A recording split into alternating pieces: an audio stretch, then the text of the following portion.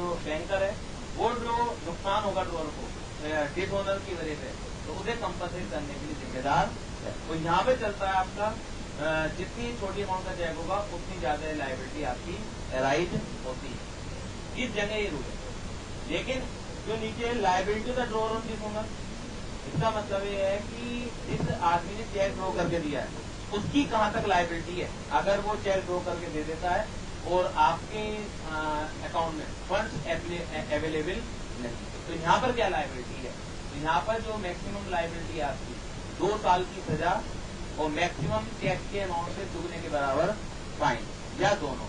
Maximum ये हो सकता है, इससे ज्यादा नहीं हो सकता। अगर आपने 1 रुपए का टैक्स ड्रॉ करके दिया, 600 हो गया, या 2 रुपए का फाइन लग जाएगा आपका।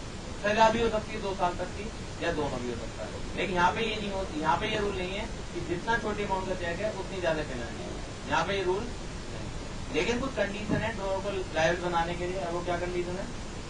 Liability of the drawer on dishonour, nature of liability. Liability किस तरह की आएगी? दोनों तरह की है, फाइन की भी है और इम्प्रिजमेंट की भी है, सजा की भी है। इम्प्रिजमेंट 2 ईयर मैक्सिमम, 2 साल की मैक्सिमम है। ऐसा नहीं कि हर जगह 2 साल की सजा सुनाई जाएगी, मैक्सिमम 2 साल की सजा सुनाई जा सकती है। कभी भी खाली यहीं की बात नहीं कर रहा हूँ मैं, कभी भी किसी भी लॉ में इम्प्रिजमेंट का अगर पीरियड रखते हैं या डैमेज का पीरियड रखते हैं तो नॉर्मली मैक्सिमम वर्ड यूज करते हैं, ठीक है ना।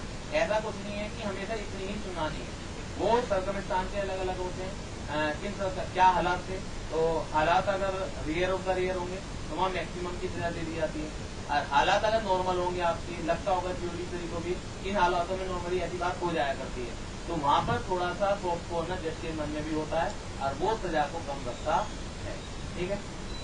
तो nature the liability imprisonment 2 year maximum और fine 2 times the amount of the check maximum.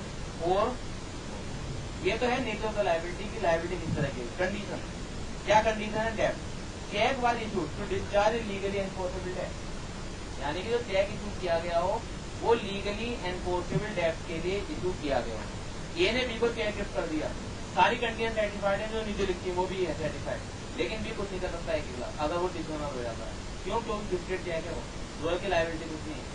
ये कंडीशन सेटिस्फाइड होनी चाहिए, तब जाके लायबिलिटी आएगी। जो हम ऊपर पढ़ते हैं 2 साल की सजा या दुगने तक का फाइन, वो तब है अगर नीचे की कंडीशन सेटिस्फाइड होती है। लीगली एनफोर्सेबल डेब्ट के लिए वो चेक होना चाहिए। रीजन फॉर डिसऑनर, एक ही रीजन है, इनसफिशिएंसी ऑफ द फंड। अगर फंड आपके अकाउंट में नहीं है, अगर इस वजह से चेक डिसऑनर हो रहा है तो सेक्शन 138 तब एप्लीकेबल होगा।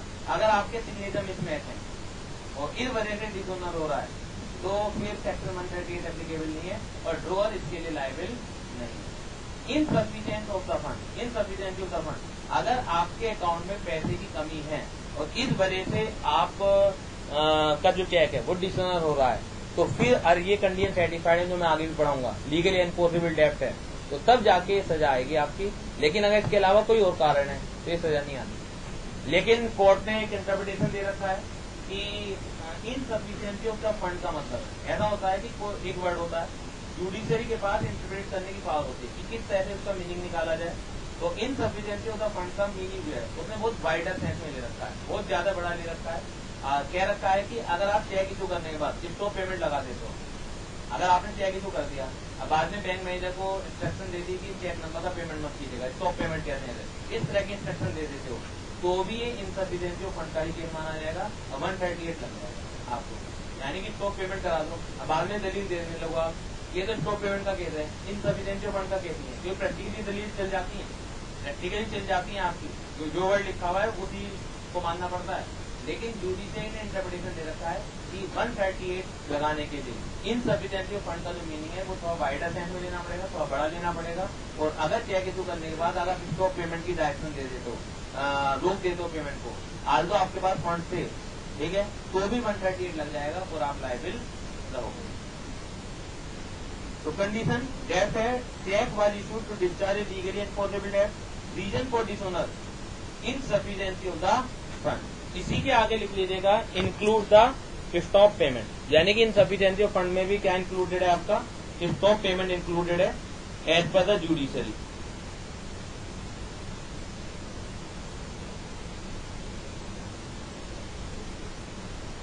स्टॉप पेमेंट इनसफिशिएंसी फंड अलग चीज होती है, पैसा नहीं है, और स्टॉप पेमेंट एक अलग चीज है।